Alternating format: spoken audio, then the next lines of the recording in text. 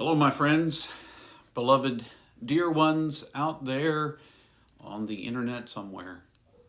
I'm coming to you today, first of all, to remind you you are infinitely precious and unconditionally loved for the gift you already are. And that's just the way that it is from my perspective. You are already a gift, precious and loved. So each week, I pick a topic based really kind of on what is rising in me, what I've noticed in myself, what I'm paying attention to. Um, One of the challenges and joys of being a spiritual leader in a faith community is that you get to hear from a lot of people, talk to a lot of people, uh, and you consume the same kinds of information that a lot of folks do about the world at large. And part of your work is gleaning the meaning that might arise in it, ways of dealing with the complexities of our lives. Now, I've talked way more than I needed to as a preliminary because today I wanted to talk a little bit about grief. I've talked about it before, and I talked about it relatively close to the death of a good friend and what that impacted and felt like for me. But I want to talk some more about grief because it seems like to me that we experience in life a kind of constant changing that also brings rise or gives rise in our lives to grief. We experience the change when someone we know and love dies, certainly. And it becomes very painful, and we experience it as pain. And there are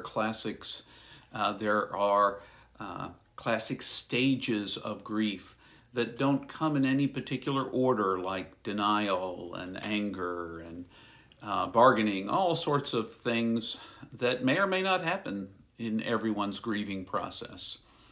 But if they do, it's really just permission for you to experience grief, because we all do.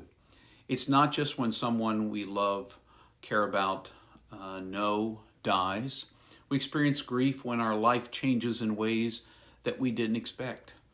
We grieve when the way we do our job or how we do our job changes, or the job itself changes, and we grieve the loss of that which we thought gave us meaning in life. We grieve when people come in and out of our lives. We grieve when we leave people's lives because we are used to the way things were and things change. And adapting requires us to find a way to accommodate a new way of doing and being and seeing the world without the person or the location or the meaning we had from the job or hobby, or when we've had a medical condition that changes the way we view our own mortality, and we sort of grieve that sense of loss. Perhaps we grieve a missed childhood that caused us to be serious way before we maybe should have been as children. And yet that's the way that it is. Now, if you're a man out there listening to this, you're at a special disadvantage when it comes to grieving. And that's because cultures around the world, including our very own, tell us that to be strong is to not express our emotions, which is a big pile of crap. Yes, I used the word. It is a big pile of crap. The truth is, it's not strength that hides our emotions. It's strength that allows us to name, own, and express our emotions. It's healthy. It's healthy for us to cry and be sad. In fact, our body is using that as a way of releasing the pent-up emotions and feelings and thoughts that we've got going on, and it's overwhelmed, and there's no other way to let it go than for the body to express it, and express it often through tears, even to the point of sobbing sometimes. Or some people grieve without crying at all. And if that's the way you do, that's perfectly fine. I just want you to know that grief ought to grant you permission to express itself in whatever way is most appropriate to you. You can't have grief prescribed for you, and the way you're supposed to feel prescribed for you. I can't even tell you how to feel. Yes, even me. I can't tell you or myself how to feel, because I'm just going to feel the way I feel. When it rises in me, I'm going to feel that feeling. So my first permission is to feel the feelings you feel. No one can tell you how long to grieve at all. Depending upon what you experience as the magnitude of your grief, it may last for a long period of time. And perhaps you should have no time for people in your life who are impatient with the speed of your grief. And you should let them know, I want you to be in my life, but if you can't understand that it takes me a while to get over this grief, then I need you to just shut up about it and stop talking, because I'm grieving. Hopefully you can claim that for yourself. But hopefully you have folks in your life who are not going to tell you how to feel what you feel and explain that to you about how you are supposed to feel. Maybe you feel like I'm explaining how you're supposed to feel. I'm not telling you how to feel, I'm telling you to feel. It's okay to feel all the feels that go with the pain of loss. And just when you think that you're over it, you're not. It comes back. It revisits you. Perhaps it's not as sharp, as acute as it was in the beginning. It's a little bit more dull in the way that it is, but it is pain nonetheless. Grief happens. Grief happens to us about all the kinds of changes in our lives, all the kinds of ways that we experience loss. So, if you are grieving, give yourself space to grieve. If things are changing in your life and you're moving on to something new, then give yourself some space to be sad about that change.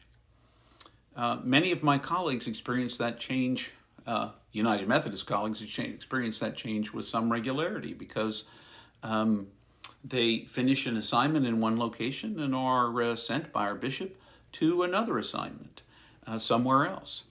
And they do that with some kind of regularity. Now, that kind of grief of leaving behind people you've come to love and know, and the grief of the people who have come to love and know you, is to be expected. I have a different kind of grief, because I've been in the same place now. I'm in the middle of my 32nd year here.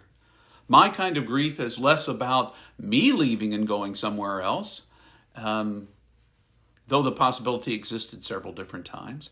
It's been in watching people become a part of us, and because we live in a very transient area, they move on. And so my grief is adapting to those ever-moving changes and innovating and working based on what's happening.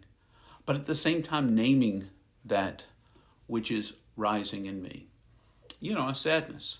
I want the very best for all the people I know and love. I want them, particularly if they, whether whatever is happening for this transition, I want people to move on, to move to new locations, to meet new challenges wherever they are, because that's part of being alive. And I'm excited for that. But I'd be lying if I didn't say that, having seen 32 years of people come and go by death, by move, by deciding that I wasn't the right guy for them and moving to a new location, all of those things, while natural and a part of the choices we make, also, I feel. And so I grieve about those things. So we all grieve about different things, from the magnitude of the death and loss of someone in our lives, all the way up through the small changes that we notice in ourselves as we age, that we grieve not being the 18-year-old self we once were, and that we can't quite have the same stamina or sleep patterns that once worked just fine for us when we were smaller. But know that what you feel can be named and experienced as you choose to experience it, without anyone else telling you what is the right way to do it. And hopefully you can find the kind of peace and healing that only often comes with time. Only comes with time. As you learn to accommodate a new life situation without a person, without some people, without the same things that gave you meaning, whatever it may be, and you can do it. You are enough for this task. So take it one moment at a time, one day at a time, and grieve as you will when you will. And always know, even in the midst of your grief, that you are infinitely precious and unconditionally loved for the gift you are already, the person you are.